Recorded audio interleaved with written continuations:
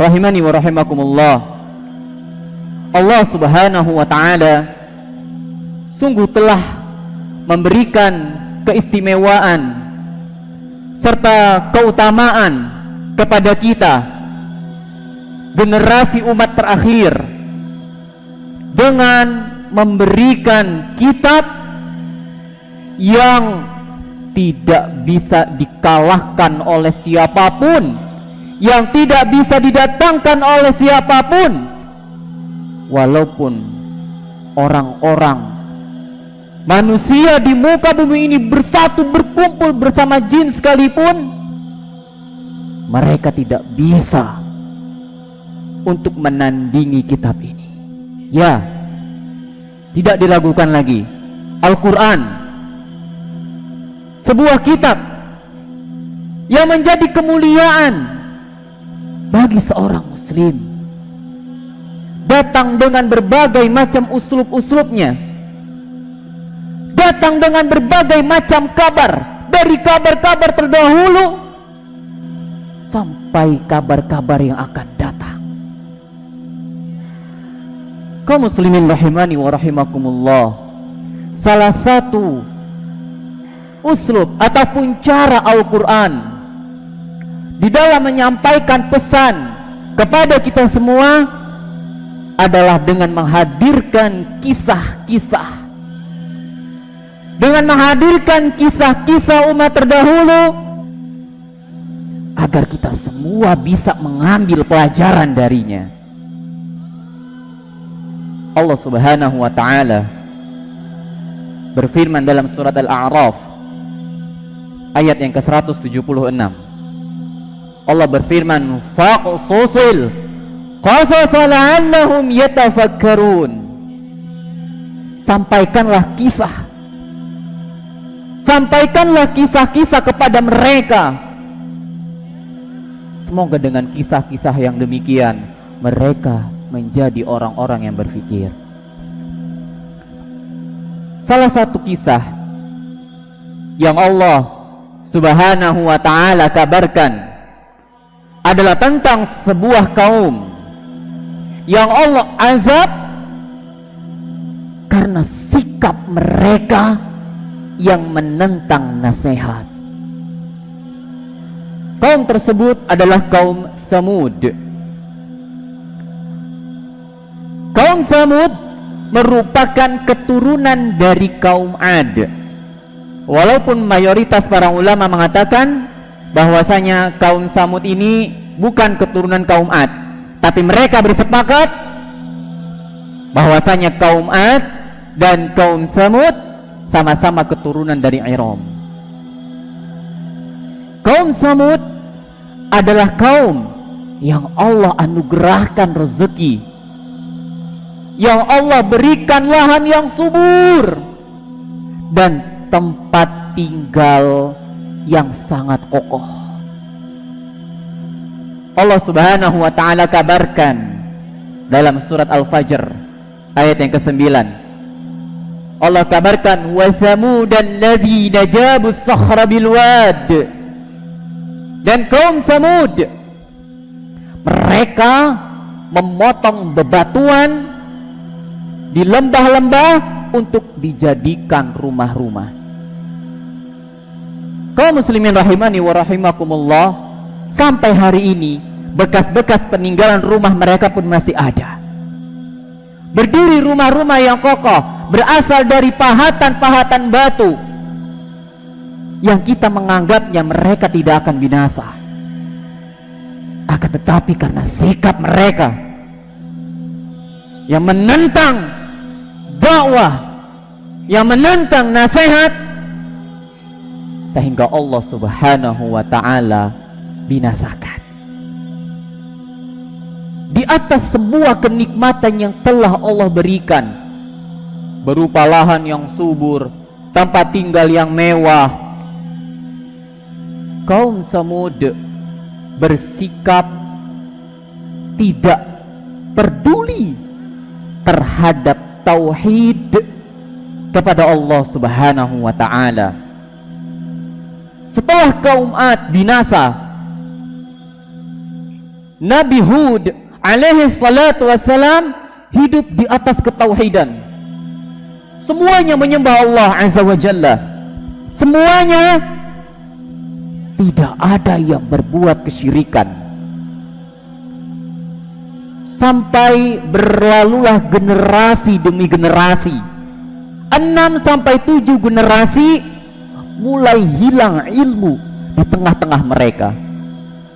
Mulai mereka kembali melakukan kesyirikan-kesyirikan, bersikap ghulu, bersikap berlebihan terhadap orang-orang saleh di antara mereka, dan perbuatan-perbuatan kesyirikan lainnya. Sampai Allah Subhanahu wa ta'ala mengutus Nabi Saleh.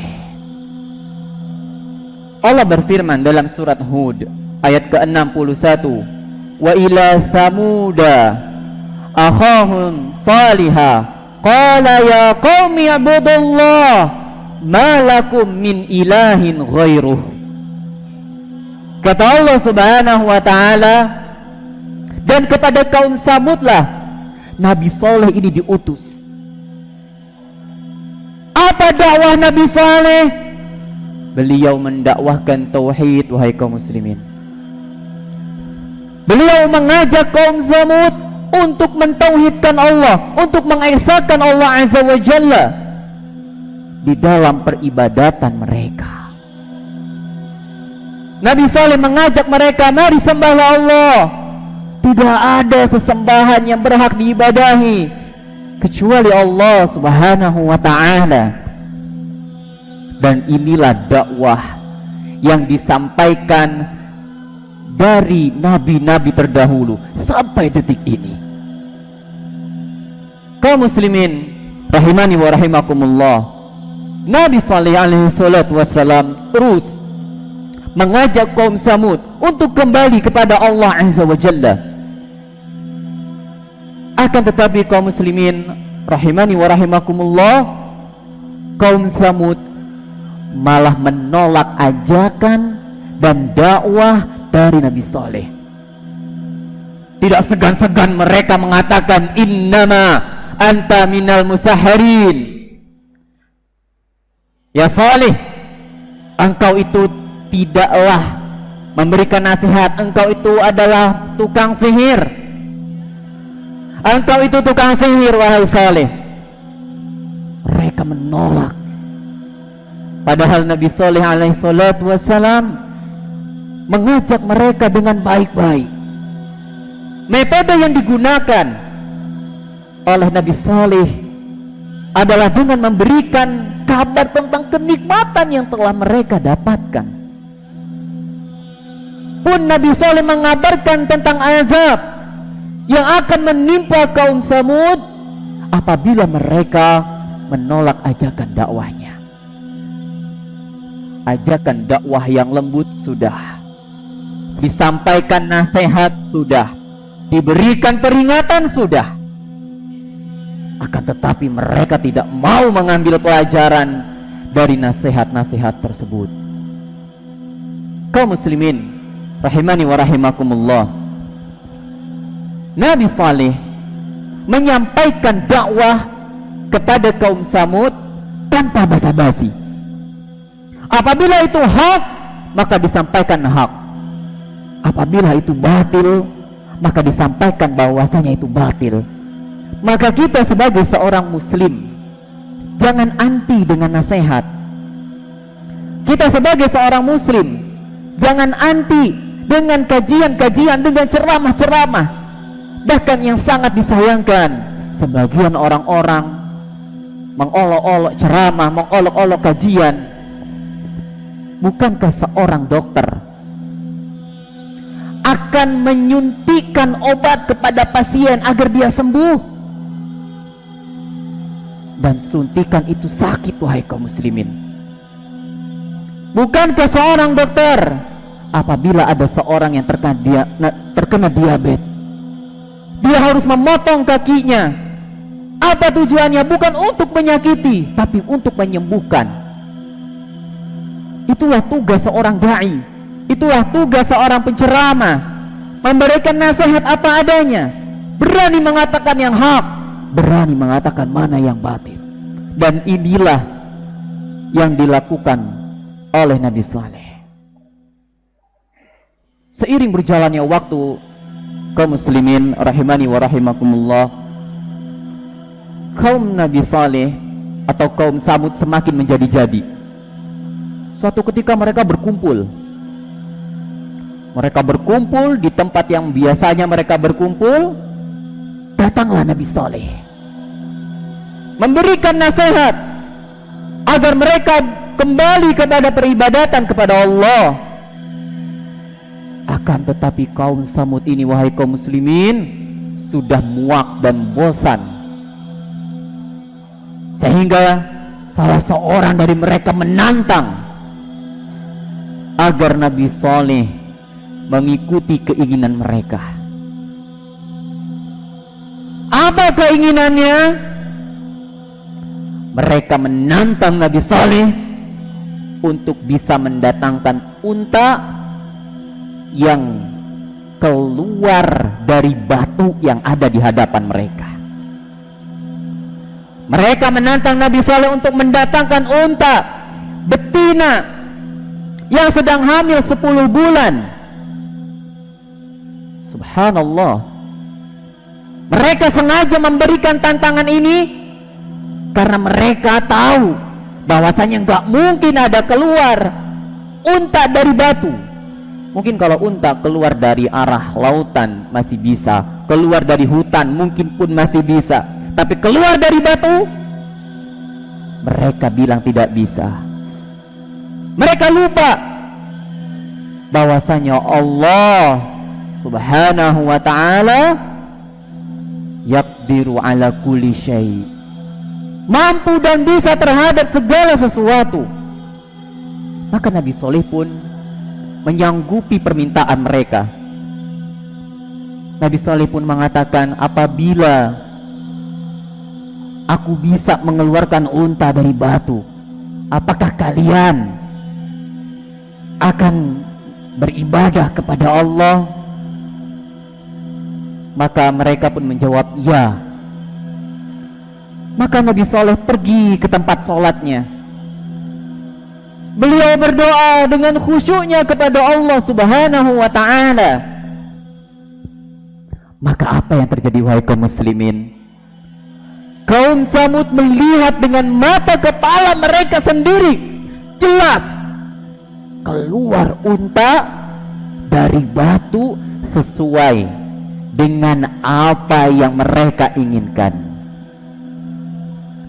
Pertanyaannya, apakah mereka lantas semuanya berbondong-bondong masuk ke dalam agama tauhid? Maka jawabannya tidak. Hanya segelintir orang di antara mereka yang mengikuti dakwah Nabi Saleh alaihi salatu wassalam. Padahal jelas bukti di hadapan mereka. Ini menjadi bukti bagi kita bahwasanya nasihat, hidayah itu benar-benar hak milik Allah Azza wa Jalla.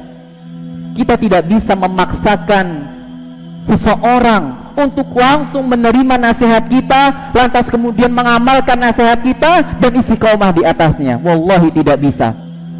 Tugas kita, wahai kaum muslimin, hanya menyampaikan nasihat.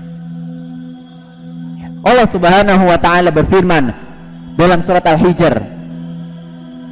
Allah mengatakan, walau fatahna alaihim baban minas sama' fazallu fihi ya'rujun laqalu innama sukirat absaruna bal nahnu qaumun mashurun.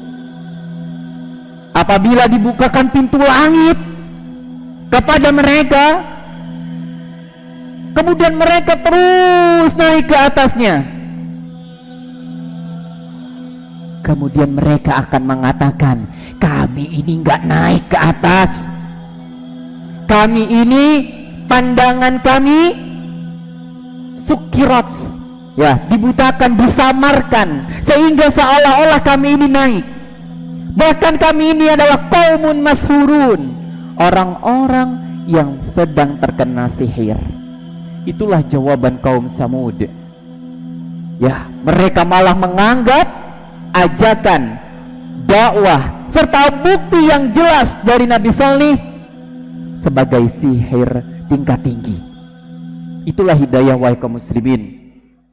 Kita tahu bagaimana Fir'aun, jelas di hadapannya sudah kalah semua tukang sihirnya, tapi Allah Subhanahu wa ta'ala tidak menghendaki hidayah baginya. Semoga Allah Azza wa Jalla memberikan kita hidayah, menegakkan hidayah di hati kita, mudah menerima nasihat. Wallahi, ketika kita menerima nasihat kemudian hati kita tergerak untuk mengamalkannya, itu merupakan rezeki yang hendaknya kita syukuri. Aku qouli hadza wa astaghfirullah li wa lakum.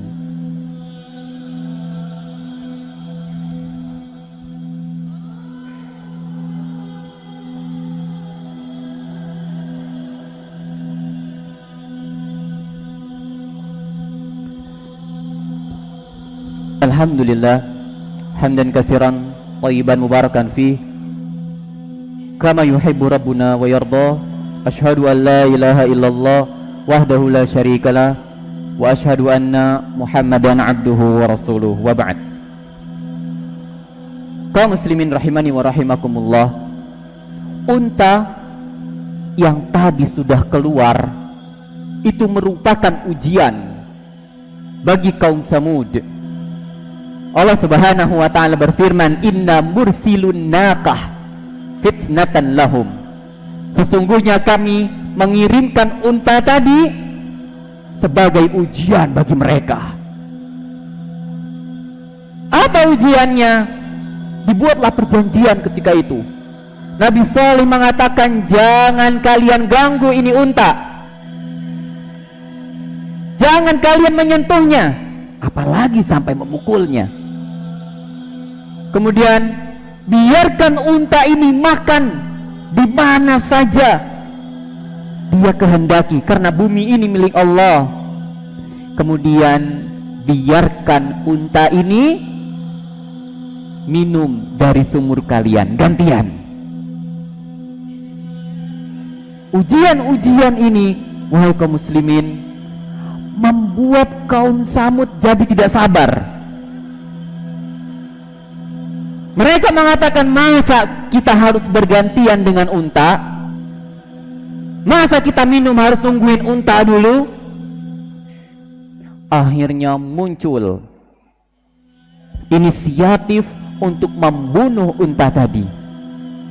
Dikisahkan bahwasanya ketika itu ada seorang wanita yang kaya raya, dikenal dengan Ummu Ghanam atau Unaizah bintu Ghanam. Seorang wanita kaya raya, sudah tua dan terkenal memiliki putri-putri yang cantik jelita ketika itu. Maka dibuatlah sayembara, siapa yang bisa membunuh unta, siapa yang bisa membunuh naqatallah, untanya Allah, maka akan dinikahkan oleh salah satu dari putrinya. Maka berdirilah laki-laki yang bengis, berdirilah laki-laki yang bengis. Idzin ba'atha ashqaha, berdiri laki-laki yang bengis. Dikatakan dalam beberapa buku tafsir namanya Qidar ibnu Salif. Laki-laki ini dengan semangat ingin membunuh untanya Allah Azza wa Jalla. Kenapa disebut sebagai untanya Allah? Allah muliakan unta ini karena memiliki banyak sekali keistimewaan.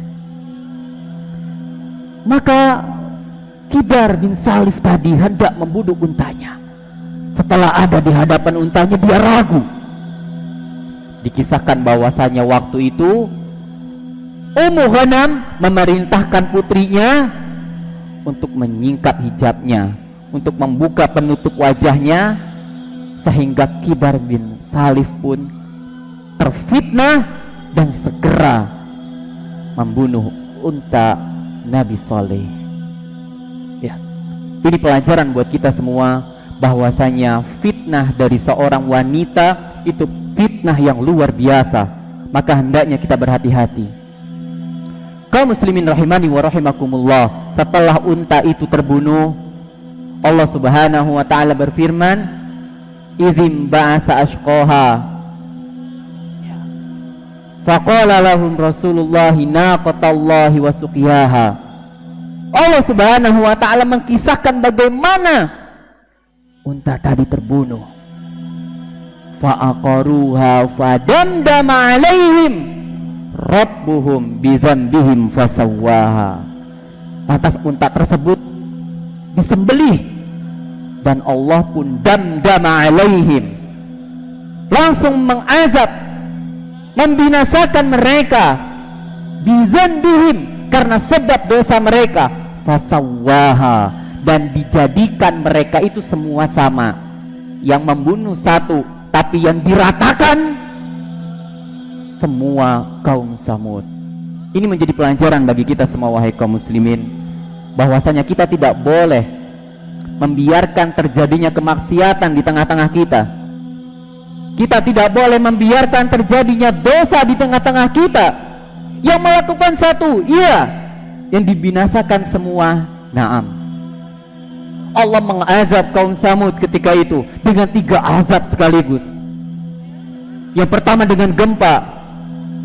Allah subhanahu wa ta'ala berfirman bahwasanya kaum Samud ditimpa dengan gempa dan mereka menjadi bangkai. Fa asbahu fi darihim jathimin. Mereka menjadi bangkai di rumah-rumah mereka sendiri. Kemudian mereka diazab dengan petir. Fa akhazathumus sa'iqah wa hum yanzurun. Dalam surat Al-Baqarah ayat yang ke-55. Mereka ditimpa petir sedangkan mereka melihat petir tersebut. Ini azab double-double. Mereka melihat petir tapi mereka tidak bisa bergerak dan mereka binasa dengan petir tersebut. Kemudian yang ketiga, mereka binasa dengan suara yang menggelegar. Mereka binasa dengan suara yang begitu kuatnya sehingga mereka pun binasa seperti batang-batang pohon kayu yang lapu. Kaum muslimin rahimani wa rahimakumullah, setelah kaum Samud binasa, maka Nabi Soleh pun mendatangi, melihat keadaan mereka. Dan ini pernah dilakukan oleh Nabi kita sallallahu alaihi wasallam ketika perang Badar.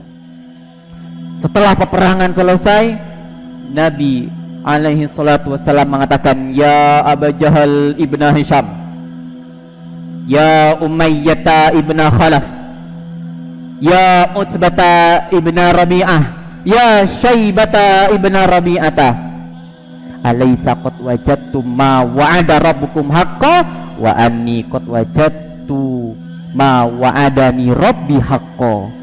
Nabi SAW keliling dan Nabi katakan, wahai Abu Jahal ibnu Hisham, wahai Umayyah bin Khalaf, wahai Utbah bin Rabi'ah, wahai Syaibah bin Rabi'ah, bukankah kalian telah mendapatkan apa yang telah dijanjikan Rabb kalian haqqan, benar? Maka sesungguhnya aku pada hari ini telah mendapatkan apa yang dijanjikan Rabbku kepadaku, kebenaran.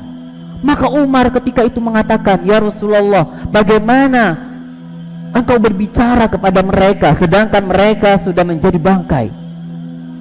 Maka Nabi SAW mengatakan, sesungguhnya kalian tidak lebih mendengar daripada mereka, hanya saja mereka tidak bisa berbicara. Kaum muslimin rahimani wa rahimakumullah, dari sini kita bisa mengambil pelajaran bahwasanya segala harta, segala kemewahan, jabatan kita, fisik kita mungkin tidak boleh menghalangi kita dari nasihat. Tidak boleh menghalangi diri kita dari dakwah-dakwah, dari ajakan-ajakan untuk selamat di dunia dan di akhirat. Jangan sampai harta kita menjadi fitnah. Jangan sampai jabatan kita menjadi penghalang untuk menerima nasihat. Jangan sampai fisik kita menjadi penghalang untuk menerima kebenaran. Terimalah kebenaran ketika engkau diberikan nasihat. Lembutkan hatimu. Lembutkan hatimu ketika engkau menerima nasihat, selama nasihat tersebut berasal dari qala Allah, qala Rasulullah sallallahu alaihi wasallam. Semoga kita bisa mengambil pelajaran dari kisah hari ini. Semoga Allah Subhanahu wa taala menyelamatkan kehidupan kita, baik itu di negeri dunia ini apalagi nanti di negeri akhirat. Innallaha wa malaikatahu yusholluna 'alan nabi ya ayyuhallazina amanu shallu 'alaihi wa sallimu taslima. Allahumma fir lil mu'minina wal mu'minat wal muslimina wal muslimat al ahya'i minhum wal amwat. Rabbana la tuzigh qulubana ba'da idh hadaitana. Rabbana atina fid dunya hasanah wa fil akhirati hasanah wa qina azabannar. Qimus shalah.